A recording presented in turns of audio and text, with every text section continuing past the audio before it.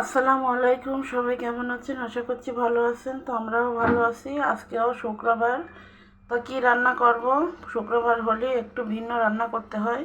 তো আজকেও রান্না করব গরুর মাংস, পোলাও ভাত, সঙ্গে আলু আছে। আর এই যে গরুর মাংসের জন্য যত রকমের মশলার দরকার সব কিছুই আছে। এখানে সরিষাও আছে, তেজপাতাও আছে, আর এদিকে আদা রসুন বাটা আর পেঁয়াজ কুচি। তাই এদিকে কড়াই দিয়ে দিছি, হাতে মাখিয়ে গরুর গোশটা রান্না করব। তো শুক্রবার হলে পোলাও বলছিলাম বিরিয়ানি করার কথা, তা বিরিয়ানি খাবে না, তা পোলাও আর গরুর মাংসটা রান্না করে দিচ্ছি। শুক্রবার হলেই এই পোলাওটা না হলে হয় না, সপ্তাহে 2 দিন লাগে। একটু বেশি করে রান্না করে রাখি, তাহলে পরের দিন পর্যন্ত হয়ে যায়। তো সব কিছু দিয়ে দিলাম, দিয়ে এখন একটু ভালোভাবে হাতে মাখিয়ে নেব, তাহলে অনেক মজা লাগবে।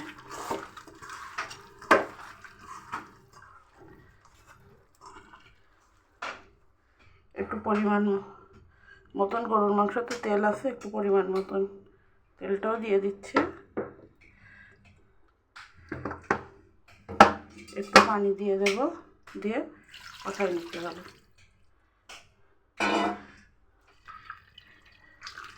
তো আমি এইভাবে গরুর গোশটা রান্না করে থাকি। তো শুক্রবারের রান্না বান্নায় কেমন হয়েছে আয়োজনটা কমেন্ট করে জানিয়ে যাবেন।